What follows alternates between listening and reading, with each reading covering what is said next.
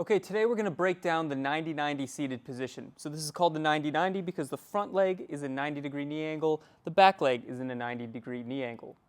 Now, most often people use this position to train their hip rotation, whether they're trying to train external rotation on the front leg or they'll turn toward this back leg to improve internal rotation.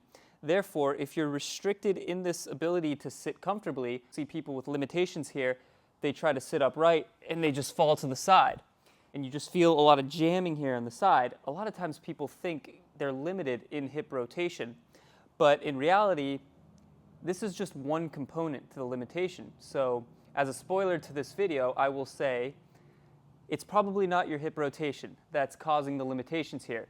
I have a lot of people that come to me and they say they've been working on their hip internal rotation for forever and they haven't seen any progress over the course of years.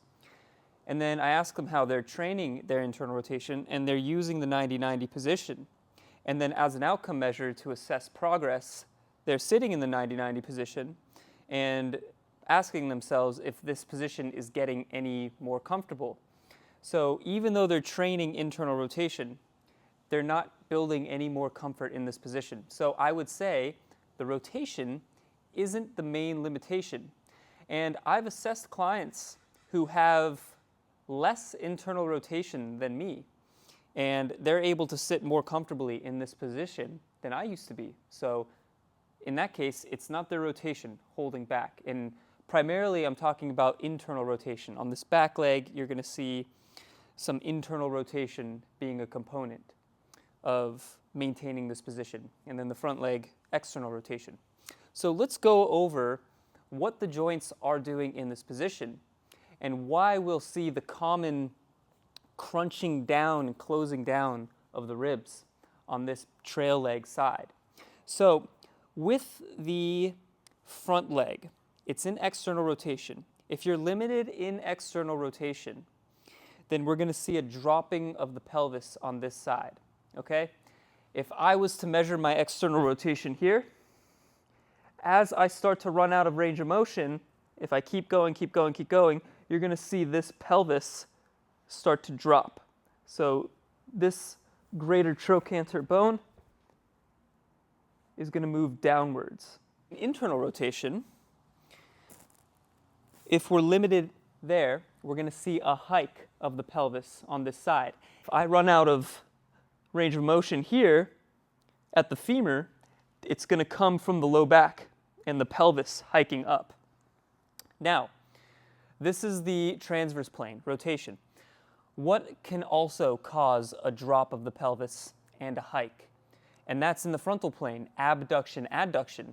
If you're limited in adduction, so bringing the leg across midline, that will bring the pelvis along for the ride and cause a dropping. Okay, if you're limited in abduction, once we run out of space here, where's that motion going to come from? It's going to come from this rib cage closing down. So the pelvis is going to hike to achieve that motion. If we're limited in the ability to abduct the hip on this trail leg and adduct the hip on this front leg, then we're going to get a massive hike because the pelvis will be dropped on this side and it'll be hiked on this side. So that's causing a side bending to the left in this case. All right, so muscles like the short adductors and the hamstring component of the adductor magnus posteriorly are mainly the things restricting this abduction in the trail leg, because we have to understand this is not only abduction, it's also hip extension. So from the side, I'm not in this massive anterior tilt, I'm typically tucked under. And if I extend this leg this way, we'll see this is basically similar to, something like this. Hips extended and abducted.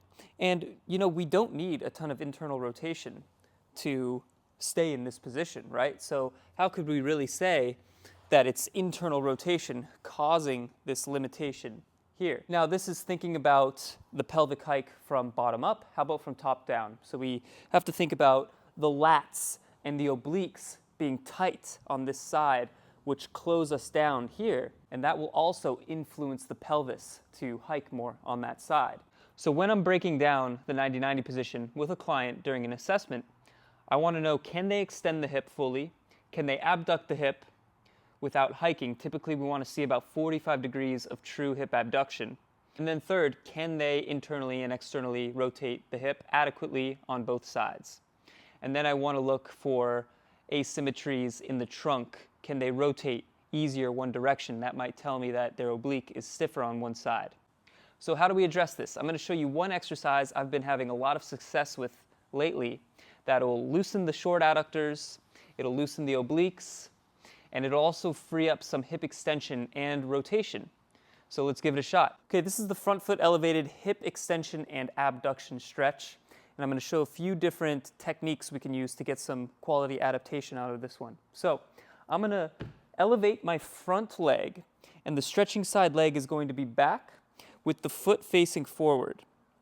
Okay, so if I'm facing the camera, I want my foot facing forward here, and then I'm going to just slightly rotate toward this side, and I'm going to press the hip forward toward my heel here. Now, why I like a front foot elevation here is because this is going to hike the pelvis on this side. So if you have a limitation in your 90-90 position on the side where you're hiked, I would have that side be the downside. So if I was more limited with my left leg back, I would have my left leg down on the ground as the stretching leg to improve extensibility of these adductors. So what I'm going to do at first, I'm going to find the place where I feel blocked off with any more abduction of the hip. Okay? I'm going to keep my glute squeezed, push forward so we can get into the hip flexors here. Once I feel that limitation and a nice stretch in the front and inside of the hip, what I'm going to do is I'm going to crunch down on this side and then kind of lengthen out with my arms, hold 5 seconds, and I should feel some length in the obliques on this side, and then come back to neutral, shimmy out into a little bit more extension and abduction.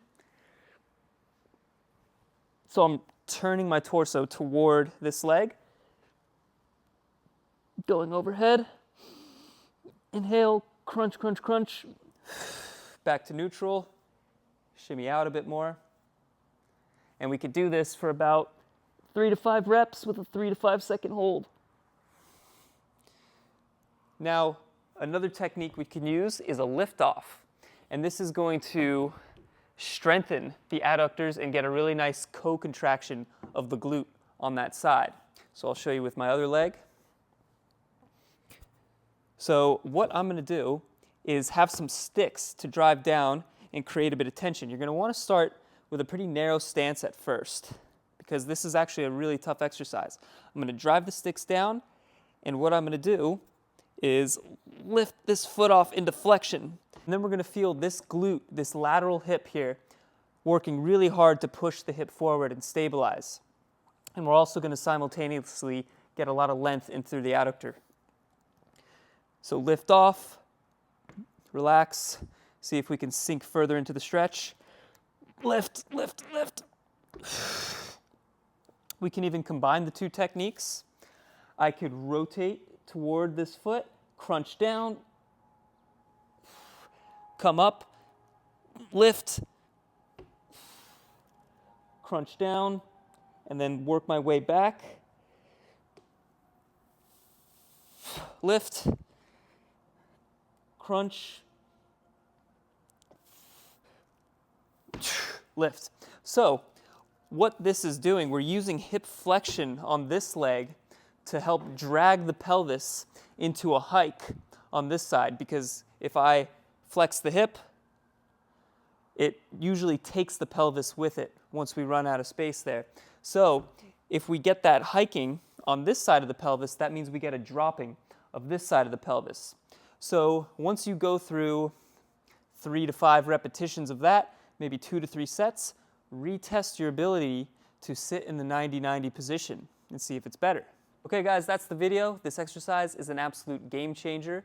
And if you did try this out, let me know in the comments. Feel free to tag me on social media at GMoneyMovement.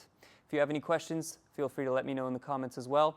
If you want a personalized assessment and a exercise protocol based on your own limitations, please reach out to me via email and we can get you sorted with that. If you have some hip asymmetries and can't even sit in a deep squat, download my free deep squat checklist on my website. It'll have everything you need so that you can understand where your main limitations are coming from.